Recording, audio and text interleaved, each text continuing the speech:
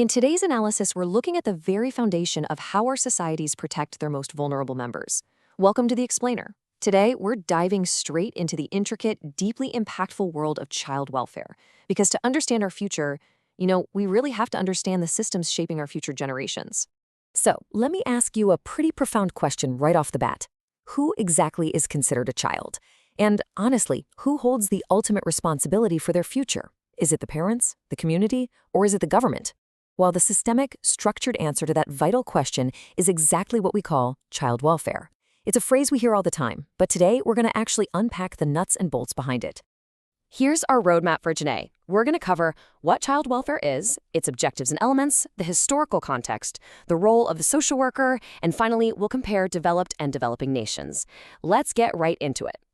First, take a second to realize the sheer scale of what we're discussing here. In developing nations like Bangladesh, children and adolescents under 18 make up nearly 45% of the total population. To put that into perspective, we're not talking about some tiny niche minority. We're talking about literally nearly half of an entire nation. The demographic stakes are absolutely massive.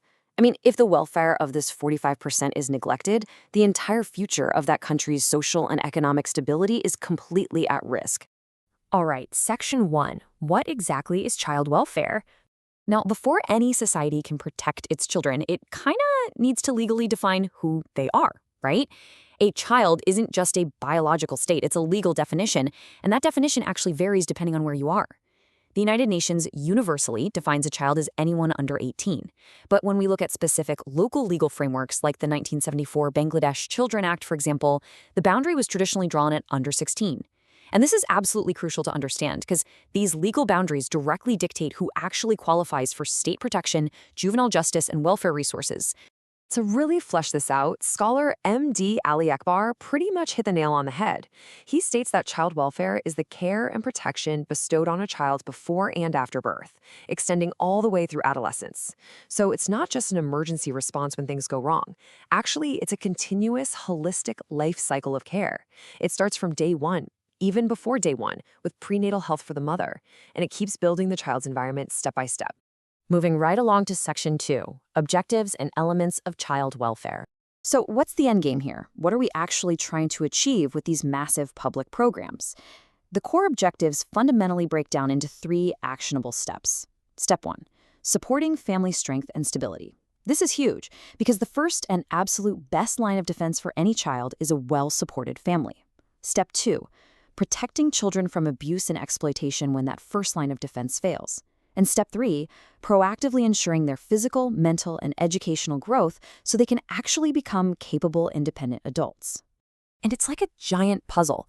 Notice the interconnected branches here. Everything stems from that central goal, but branches out into daycare services, foster homes, adoption, financial aid, and support for unwed mothers. It's an entire living ecosystem. If one node fails, say financial aid to a struggling family is suddenly cut, well, the pressure immediately shifts over to other nodes like the foster care system. Everything is connected.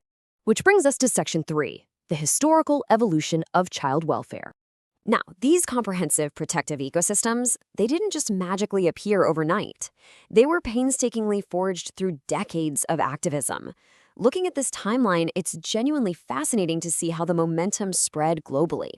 In 1889, the UK passed the Pioneering Child Act, which was a real game changer because it began recognizing that the state actually had a duty to step in against severe neglect. That global momentum eventually sparked local legislation, like the 1922 Bangla Children Act during the British India era, which created reformatory schools for young offenders instead of just throwing them into adult prisons.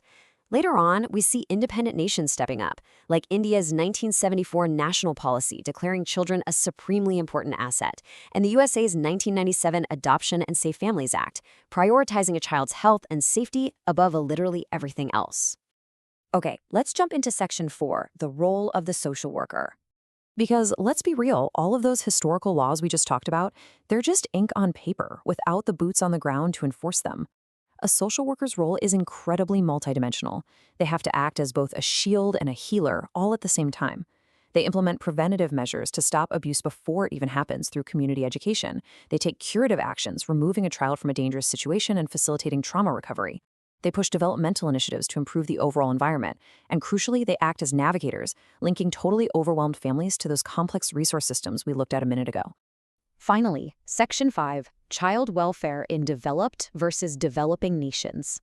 This is where things get really stark. A child's geography fundamentally dictates the welfare they receive. There is a massive macroeconomic contrast we have to talk about here. In developed nations, high industrialization and higher GDPs allow governments to build these massive, state-funded social security infrastructures. In contrast, developing nations are often constrained by widespread poverty, struggling just to meet the basic everyday survival needs of their huge populations. We absolutely have to understand this foundational resource gap before we can make sense of the differences in their policies. When you break it down, it reveals a pretty tragic shift in what these programs are actually aiming for. In developed nations, because basic survival is largely taken care of, the whole goal of child welfare elevates. It becomes about nurturing ideal future citizens by focusing heavily on mental and social development.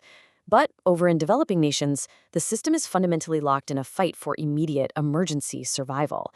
Child rights might be written into the law books, sure, but due to severe resource constraints, they often only exist on paper. And that results in highly unequal opportunities where poverty strictly limits access to even the most basic care. Because of this massive economic divide, things like state-sponsored universal family allowances, well, in developing nations, they are incredibly rare. Since the state just doesn't have the funds to provide that financial safety net, the heavy lifting of child protection falls almost entirely on families that are usually already struggling economically. The system is structurally fragile, which means more often than not, the community itself has to step up where the state simply cannot. Which leaves us with a really critical reflection for today. We've seen the core concepts, the historical laws, and the stark economic realities of child welfare globally. Geography might dictate the current system we have, but human action is what shapes the future. So based on this profound global divide we've uncovered, what steps can your community, whether you're sitting in a developed or developing nation, take right now to bridge the gap and secure the future of its most vulnerable children? It's a heavy question for sure, but it's one we all need to answer. Thanks so much for joining me for this analysis. Keep questioning, keep learning, and I'll catch you in the next explainer.